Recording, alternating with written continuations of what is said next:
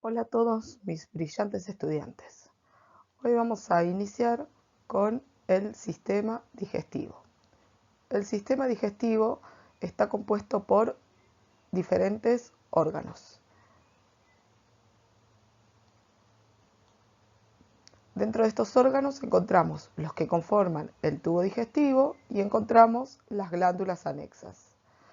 Los que conforman el tubo digestivo son la boca, el esófago, el estómago, el intestino delgado y el intestino grueso. Las glándulas anexas encontramos el páncreas, la vesícula biliar y el hígado. Bien, este sistema digestivo, para producir su efecto de digestión, se divide en fases, de las cuales podemos encontrar la cefálica, la gástrica y la intestinal, que son fases de la digestión. A su vez, estas fases se subdividen en mecánicas y químicas. Ahora lo vamos a ver, por ejemplo, cuando ingresa cualquier tipo de alimento a nuestra boca, nos encontramos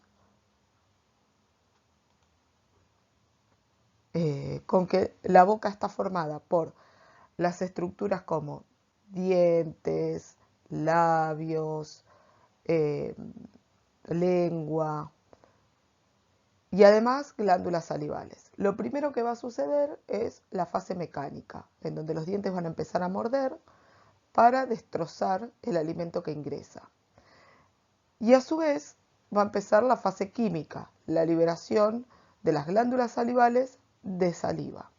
Aquí hay que empezar a conocer cómo es la conformación de la saliva. Eso es importante. Con el movimiento de la comida y la lengua se forma el bolo alimenticio. Y ese bolo alimenticio va a viajar a la siguiente estructura, la faringe. La faringe, que en este caso va a ocupar dos espacios, la orofaringe y la nasofaringe. Va a pasar por la orofaringe y de ahí va a ir directamente al esófago. Recordemos que el esófago tiene tres estructuras, o se divide en tres, superior, medio, inferior. Pasa por el esófago. El esófago es un tubo colapsable formado por capas. Esas capas son mucosa, submucosa, muscular y serosa. Dicho sea de paso, esta es la conformación de todo el tubo digestivo. Todo el tubo digestivo tiene mucosa, submucosa, muscular y serosa. Muy bien, el bolo alimenticio va a pasar a través de todas las estructuras del esófago para llegar al estómago. En este pasaje, parte de la amilasa salival se va a activar. Una vez que llega al estómago, se va a desactivar la parte de la saliva de la boca y va a empezar a activarse la saliva estomacal o lingual. Y empieza el proceso químico. Además, el proceso mecánico consiste en la movilización de ese bolo alimenticio adentro del estómago. Recordemos que el estómago también está conformado por las mismas capas que tiene el esófago, pero la muscular tiene una característica particular, que son varias capas superpuestas en diferentes direcciones para permitir que el bolo alimenticio se mueva incesantemente y con vigor dentro del estómago. A la vez que se está moviendo, empieza a formarse el jugo estomacal, ¿no es cierto? Y ahí tendríamos que hablar de el ácido clorhídrico, de la liberación del ácido clorhídrico, de las células que forman el ácido clorhídrico y cómo cambia el pH estomacal, que eso ya lo tendrían que conocer. Muy bien. Y después nos vamos a encontrar con que ese bolo alimenticio se transforma en un quimo líquido que va a traspasar al intestino delgado en su primera porción, al duodeno.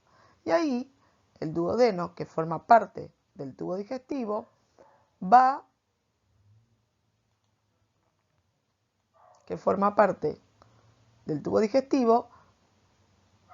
a recibir jugo pancreático y además va a recibir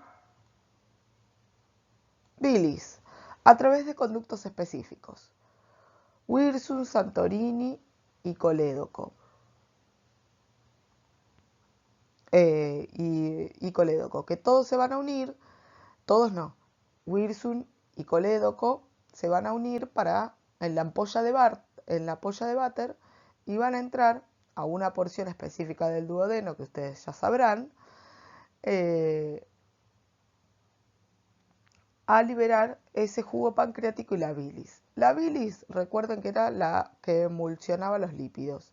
El jugo pancreático llevaba enzimas pancreáticas que destrozan en pequeños pedacitos todos los aminoácidos, proteínas, etcétera, etcétera, etcétera. Destruye el alimento en pequeñas partículas para pasar a la segunda parte, que es el yeyuno y el ilion, en donde acá se va a producir la absorción. Muy bien, la absorción de nutrientes. Si estos nutrientes no son pequeños, no pueden pasar a través de la pared y entonces no se puede absorber. Antes de pasar a la absorción, hay que descubrir cuáles son las células que generan el jugo pancreático y además conocer las células que producen la insulina y el glucagón. ¿Para qué es la insulina y para qué es el glucagón? ¿Recuerdan? Muy bien. Y la otra cosa que hay que repasar es la bilis, que está formada en el hígado. Recordemos que la vesícula biliar es solo un reservorio. ¿Cómo lo hace el hígado? ¿Cómo genera la bilis? ¿Y qué es el sistema porta? ¿Y qué función cumple este sistema porta con respecto a la bilis? ¿No es cierto? Muy bien. Una vez que entonces el alimento pasó al yeyuno, lo que va a pasar es que se van a empezar a absorber los nutrientes en el yeyuno e ilion. La absorción es una actividad particular que ustedes tienen que decirme cuáles son las células que se absorben o cómo es el mecanismo de absorción de los nutrientes. Muy bien, y después va a pasar al intestino grueso. Y en el intestino grueso está más que nada encargado de la excreción. Entonces lo que va a pasar es que todo lo que ya fue en lo que era necesario absorber, los nutrientes necesarios, van a empezar a formar las heces, o sea, lo que ya no es necesario para ser excretado. En las diferentes partes del intestino grueso se va a empezar a absorber el líquido. Aquí, el líquido excedente para formar las heces y poder producir la defecación luego de todo aquello que no es necesario absorber. Otra cosa que es importante tener en cuenta del sistema digestivo es que tienen que poder reconocer los nutrientes que son absorbidos por el sistema digestivo, principalmente aquellos que forman vitaminas.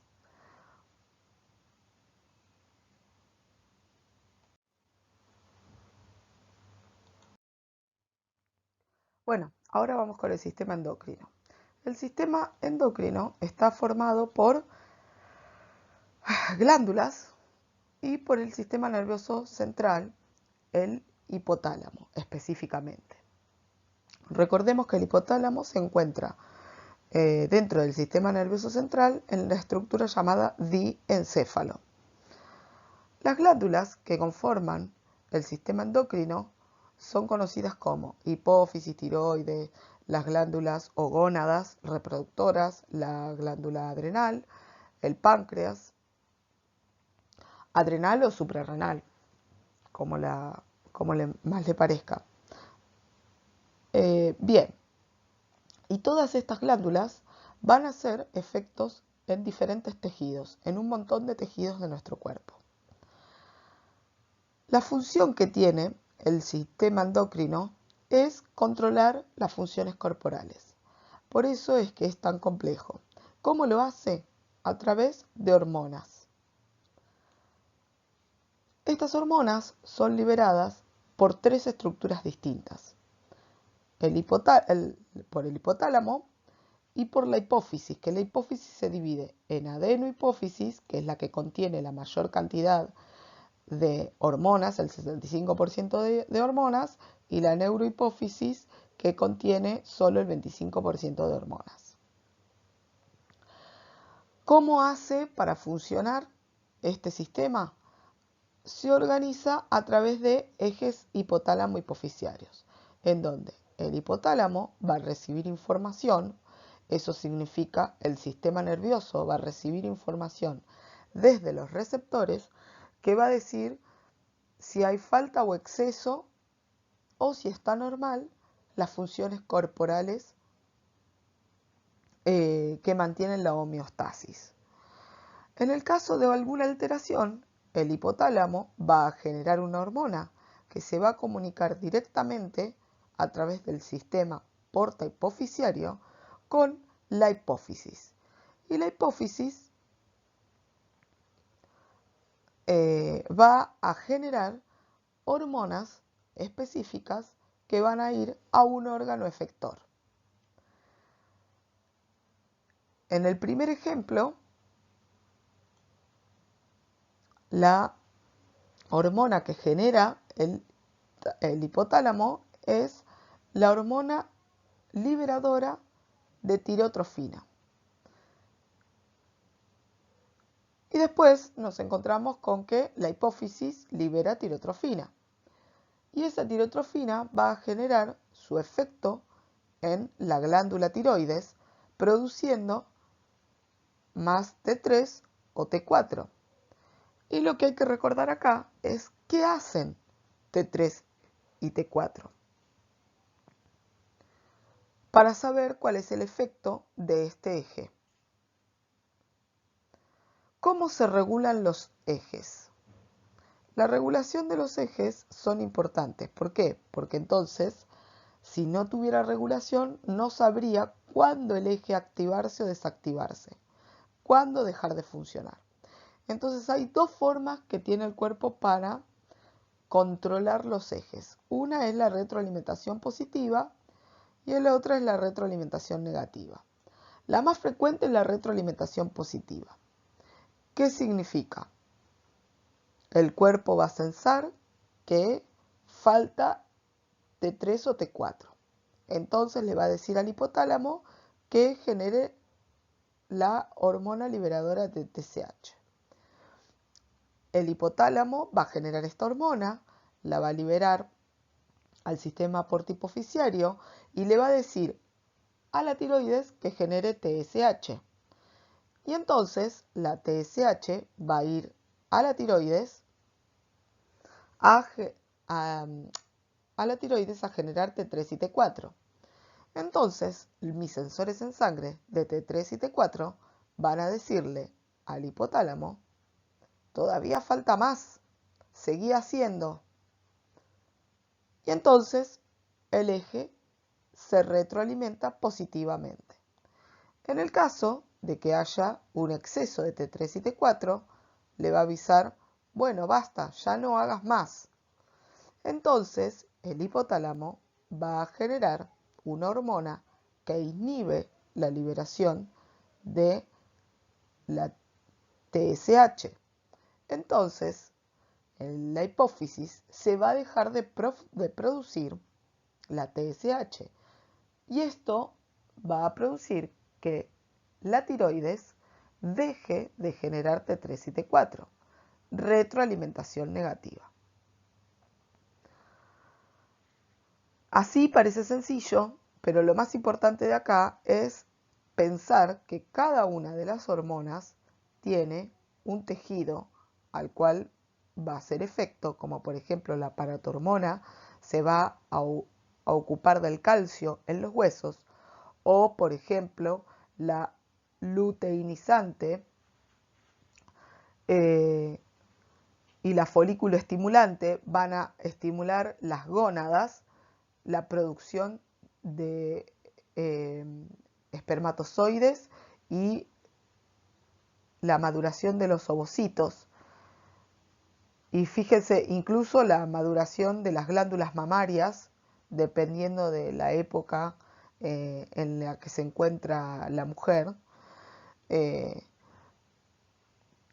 Fíjense que cada una de estas hormonas va a generar un efecto que a veces es uno solo y a veces son varios en un mismo tejido. Eso es lo que tienen que tener en cuenta para generar todos los ejes. Entonces, ¿cómo deberían estudiar esto?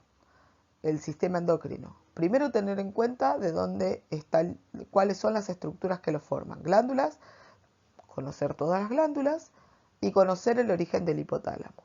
Segundo, ¿cuál es la función? Control de las funciones corporales. ¿Cuáles son las funciones corporales? Describir cuáles son las funciones corporales. Tercero, saber cuáles son estas hormonas de las funciones corporales. Y acá distinguir las que libera el hipotálamo con las que libera la hipófisis, que acá escribí cualquier cosa. Después, cómo se organizan esos ejes y qué produce en el tejido efector. Y por último, cómo se regulan. Retroalimentación positiva, bueno, ¿cómo es un ejemplo, por lo menos, hagan un ejemplo en uno de estos ejes de retroalimentación positiva? Bien, pasamos al siguiente tema, perdón. Nos encontramos con sistema reproductor. Sistema reproductor. Primero, tenemos varios tipos de sistema reproductor, femenino y masculino. El femenino tiene todos estos órganos: trompa, úteros, ovarios, mamas, genitales externos y vagina. Y el masculino tiene testículos, un sistema de conductos, glándulas sexuales accesorias como vesículas seminales y estructuras de sostén como el pene.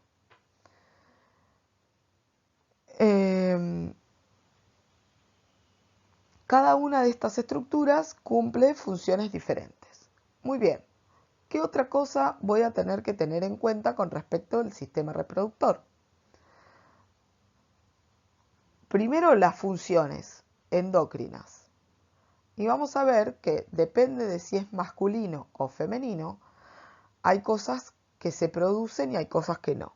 En el caso del sistema reproductor masculino, la maduración de células de la reproducción tienen que explicar cómo es que influyen las hormonas dentro de la maduración de las células de la reproducción.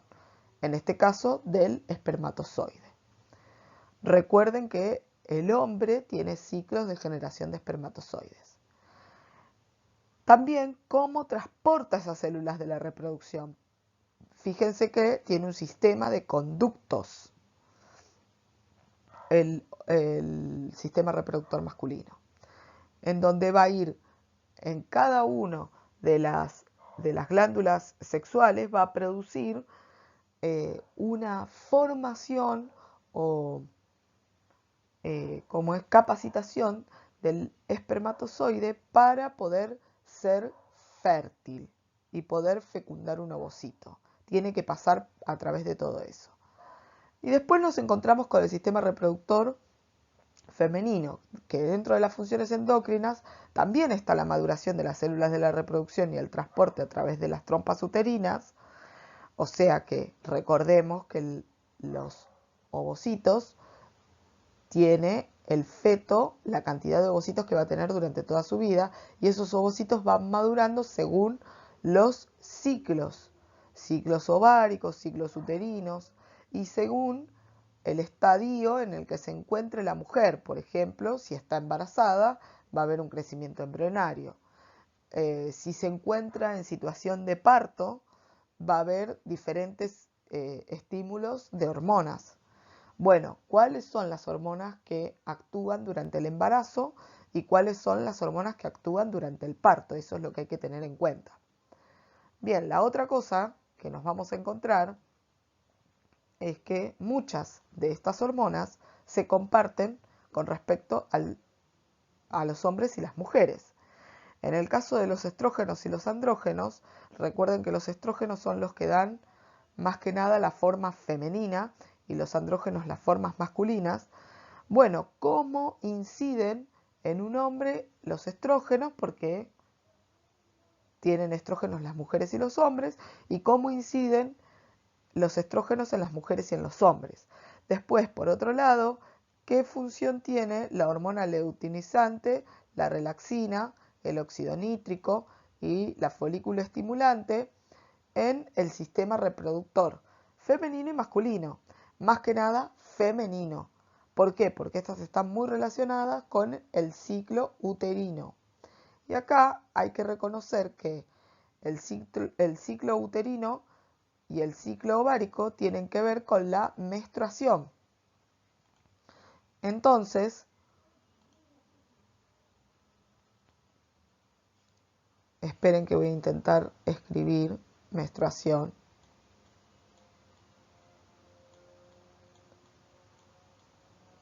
Llego hasta acá. Tienen que ver cómo se organiza la liberación de estas hormonas en cada uno de estos ciclos y qué producen, por ejemplo, en el ovario, cómo es que se produce que se madure un ovocito primario a secundario y de secundario que sea fértil, y cómo se produce la implantación o la fecundación de este ovocito y después cómo se genera el embrión.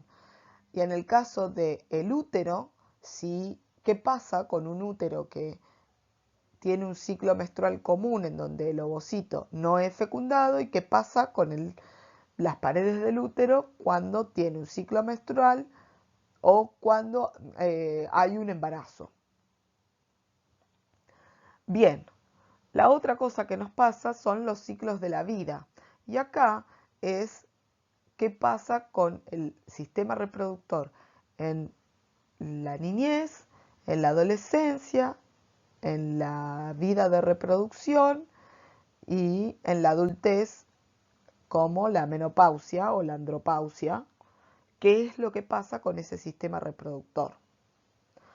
Y como capítulo aparte, explicar qué es la fecundación. ¿Por qué es necesario explicar la fecundación? Porque la fecundación implica que el sistema reproductor femenino y masculino tenga ciertas características para que se produzca la fertilización y la unión de los gametos de la reproducción. Y además, el embarazo es un estado particular de la mujer que hace que el cuerpo cambie con ciertas estructuras, que cambie de cierta manera particular a través de diferentes hormonas. Entonces ahí es donde volvemos a relacionar las hormonas, el embarazo y los ciclos de la vida. Bien, esto es con respecto al sistema reproductor.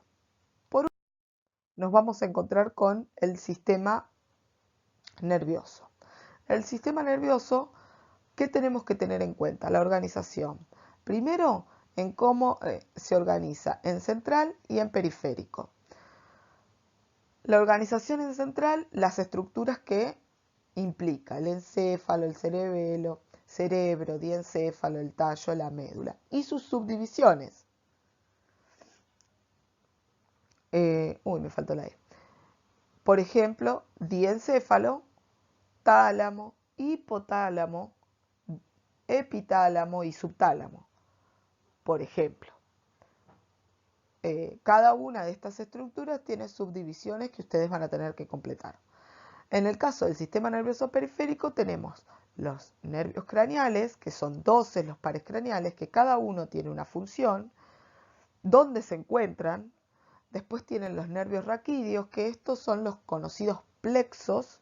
Lo que acá nos interesa es que sepan que están organizados en plexos. Después el sistema nervioso autónomo, que se subdivide a su vez en simpático y parasimpático. ¿Qué función cumple el sistema nervioso autónomo? ¿Qué hace en el cuerpo? Y el sistema nervioso entérico, distinguir qué hace con respecto al sistema nervioso autónomo, porque no hacen lo mismo. Y además, la organización de la información que tiene el sistema nervioso en vías. Estas vías, más que nada, tienen una relación directa con la médula espinal y con la corteza motora. Solamente hay que entender que las vías son los axones que van a transcurrir o discurrir en la médula espinal desde un receptor corporal hasta la corteza o al revés. Si es sensitiva, desde un receptor hasta la corteza. Y si es motora, desde la corteza hasta un órgano efector como es un músculo, que puede ser un músculo liso si es esquelético, si es motora la información, o un músculo liso si es del sistema nervioso autónomo la información, o un músculo esquelético si es motora la información. En el sistema nervioso las funciones son sensitiva, o sea, el sistema nervioso capta información del medio externo e interno de sensaciones que nos generan ese medio interno o externo. Y después la lleva a la corteza para integrar la información. Por ejemplo, si la información es del medio externo y hay viento, yo voy a recibir información desde mi pelo para saber que hay viento, y mi corteza va a integrar todos los sensores que tengo en mi piel de mi pelo para decir hay viento. Y va a dar una respuesta. Por ejemplo, si ese viento me causa frío, va a darme piel de gallina. Entonces va a generar una respuesta motora haciendo erección de los pelos de mi piel. Bien, eso es cómo se organiza la función. Y después, ¿cómo funciona esta organización? Necesita un sistema de conexión. Este sistema de conexión tiene la siguiente organización. Primero, en potenciales de acción, o sea, información que viene del medio externo e interno, ya sea mecánica, eléctrica o química, se va a transformar en energía eléctrica denominada potencial de acción. Ese potencial de acción va a viajar a través de neuronas, a través de toda una acción, y puede transmitirse de neurona a neurona, o de neurona a músculo, o de neurona a glándula, a través de dos formas: la sinapsis química o la sinapsis eléctrica. La sinapsis eléctrica, la que tenemos en nuestro cuerpo, es la del corazón. La sinapsis química es la mayoría de las sinapsis que tenemos en nuestro cuerpo y se caracteriza porque las estructuras no se tocan, sino que tienen espacios entre sí y se comunican a través de ellas con un neurotransmisor. Nosotros la sinapsis química que vimos es la unión neuromuscular.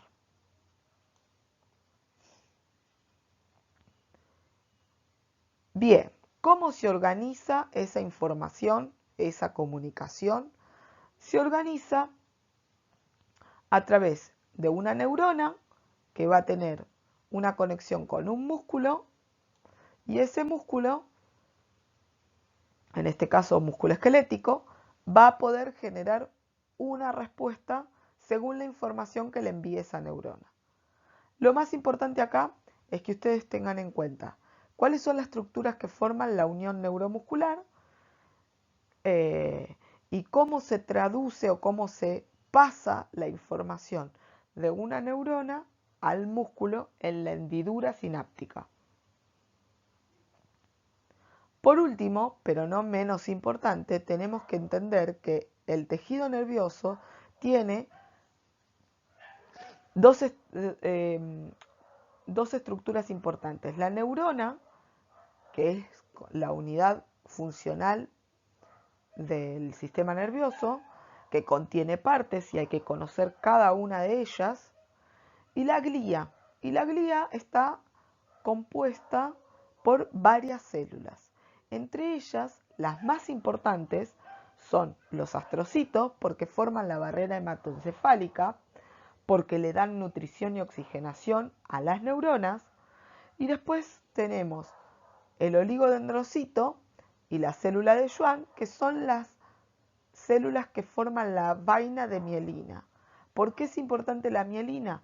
Porque son las que nos van a permitir enviar la información en nuestro sistema nervioso más rápido.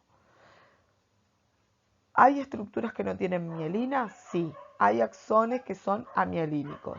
¿Funcionan? Sí. Más lento que los mielínicos.